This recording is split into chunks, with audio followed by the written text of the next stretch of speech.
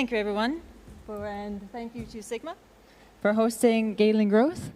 I appreciate being here. It's been very much a privilege to meet all the esteemed conference participants. Fantastic meeting everyone who's here today. So, let me see. There's a clicker here. Right. Galen Growth is a 6-year-old company, and for 6 years we have been following digital health ventures globally. We keep track of all the ventures in digital health, know who they are, who's working there, what they're doing, how much funding they're getting, and any other information you can possibly imagine. So our job is to know what's going on in digital health and to be a trusted advisor in that area. Our clients are pharmaceutical companies, insurance companies, investors, tech companies, again, anyone who partners with digital health ventures.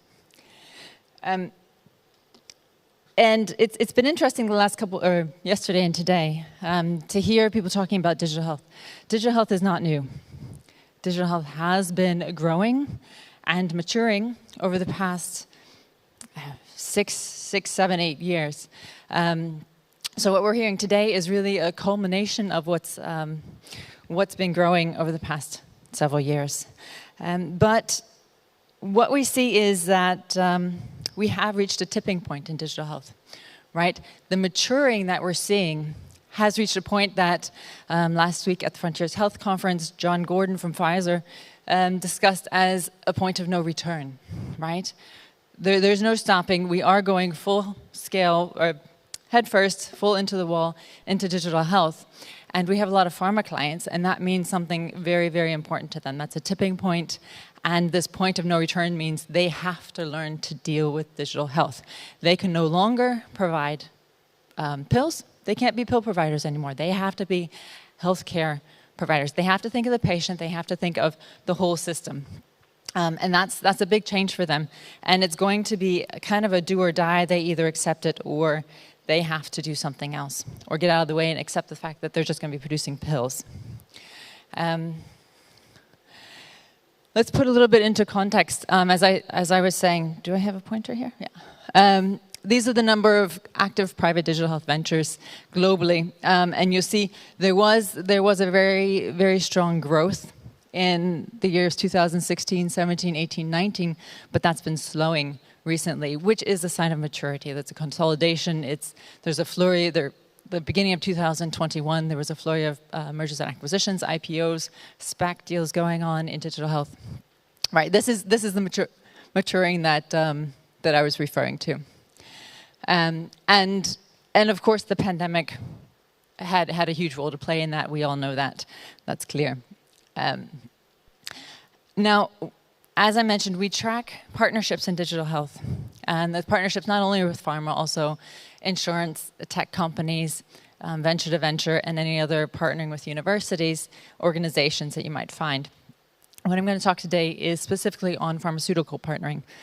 And here, these are the number of partnerships developed between digital health ventures and the top pharmaceutical companies. Actually, these are all pharmaceutical companies, but you see there's a steep decline. So we're focusing here on the top 30 partnerships, or the top 30 pharmaceutical companies globally, and they comprise 70% of all partnerships globally. So we're going to be focusing on this area in particular, and understanding. What we've done at Galen Growth is we've analyzed then the portfolios of those companies, of those pharmaceutical companies, to understand which pharma companies have a good handle, which are doing it right, and which are doing it wrong, right? Because there's a lot of theatrics going on in digital health, and that's what we see. Companies partnering just because it's the thing to do, because everyone else is doing it, so they have to do it too. And so that's what we want to really separate right now, is understanding who's actually getting it right, who's taking it seriously, and making digital health part of their portfolio for the good of the patient, and who's doing it because everyone else is doing it. They have to be involved too, right? And what triggered this study is really because every pharmaceutical company who's our client in the past year has reorganized. They've all restructured because of this tipping point they have to. It has to become a part of their core business. And so they've all restructured in order to compensate for that. So this is actually to help them understand how to move forward and how to restructure their portfolio and get in the right digital health ventures to help them partner, to help them reach their goals. So for our study, we looked at two different aspects. First of all, the strategic fit of their portfolio. Does their digital health strategy match their business strategy? And do the ventures that they're working with fit into their digital health strategy, more or less? Because amazingly enough, if they're participating in digital health only for theatrics, it just doesn't fit, and you'll see that in the graph in just a minute. So looking at the global reach, if they're a global pharmaceutical company, then they should also have a global portfolio. Are they looking for partnerships in the relevant therapeutic focus areas? Because many ventures are very specific in a therapeutic area. Right? Are they an oncology venture or are they in mental health? It makes a huge difference, obviously. Do they have a broad integration across the value chain? And that's the patient journey and HCP journey, looking at anywhere from research to diagnosis, adherence, therapy, right? And then the number of partnerships, of course, relative to the company size, because a Novartis is not going to have the same amount of partnerships as a Novo Nordisk, for example. This is clear. So that's one aspect, is the strategic fit of their portfolio, and the other aspect is the venture score, looking at the strength of the leadership team of those ventures. Are they partnering with the right people? And the venture maturity. Maturity, of course, is looking at the proprietary analytics that we do at Galen Growth to understand quickly that venture and where their strengths and weaknesses may be. So we're just going to jump to the point here, and you see a lot of names of pharmaceutical companies. And we split to the graph then. These are the results. You have the strategic fit on the vertical axis and the venture score on the horizontal axis. So we've looked at 4 quadrants. Optimal quadrant. These are guys who actually are doing a good job. There are many pharmaceutical companies who do have an appropriate portfolio, and that's structured according to their needs. A risky quadrant.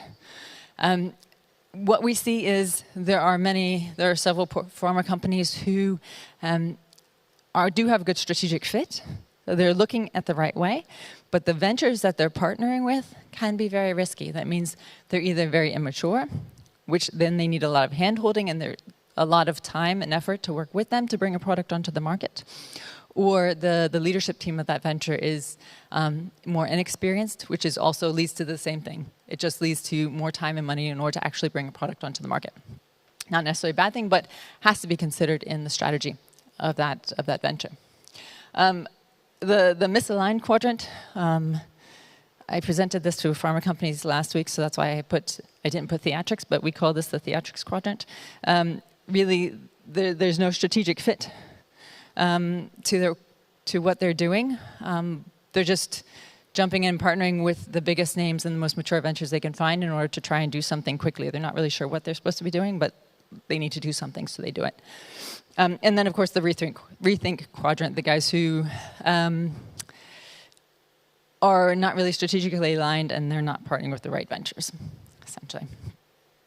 Okay, so these are, as I mentioned, the top 25 pharmaceutical companies. And it's important here because of the ventures here in the audience, the partner that you choose, especially a big pharma partner, can really either be a do or die for your venture, right? If you choose the wrong person, invest a lot of time and effort with that particular partner, the partnership fails because pharma companies are known for, there's a change in management, a change in strategy, and they just, although they've invested multiple millions of dollars into a company, they throw it out the window, right? And that can mean the end of your venture. So it's important to know who you're partnering with and choose your partners wisely. Even though it is good PR for your company, choose them wisely. Let's look quickly into what we're talking about, give you an example of the analysis, looking into Eli Lilly, who's one of the most optimal ventures, or excuse me, pharma companies that we were looking at. Why are they doing such a good job? First of all, 39 partnerships is quite a good portfolio for the size of Eli Lilly. And of those 39 partnerships, they're distributed globally across North America, Asia Pacific, and Europe. And they're covering 11 out of 12 links in the value chain. That means they're looking at digital health from research all the way to the patient and disease management stages. In addition, you look at their key therapeutic areas that are listed on the right, and they do have, in all except for the pain category, they have ventures that are focused on their key areas, right? So there's a good alignment, and the ventures that you see, you should at least recognize some of the names of the ventures on the board. Very, very strong ventures in their portfolio. We're going to compare that to Biogen, who's on the bottom left, and I had someone in digital health from Biogen on my panel last week. And they have 9 partnerships. So not bad for the size of Biogen, but they're focused in North America. 78% of their portfolio is in North America, which means, yes, they have some European presence, but they have no presence in Asia Pacific, although they do business in Asia Pacific, right? If you're there, you need to have the ventures that cater to that area, because it's very difficult to take a lot of digital health solutions across the globe. And I think we've heard some of that yesterday and today. In addition, they're not looking at the entire value chain. They're not bringing in digital health everywhere that they can. They're only focused in 8 out of those 12 links. Unfortunately, they only have one key therapeutic focus area, so they are able to cover that one with their portfolio. Right, so this is why we say a portfolio like Biogen needs to be rethought, restructured, and that's what they're doing. Right, it's clear Biogen had the restructure. They've brought in new leadership into their digital strategy team, and they are very much focused. We've talked with them, focused on doing a better job in the future, now that they understand a little bit what digital health is, what it can do for them, and they're going to then move on in the future and be much more focused.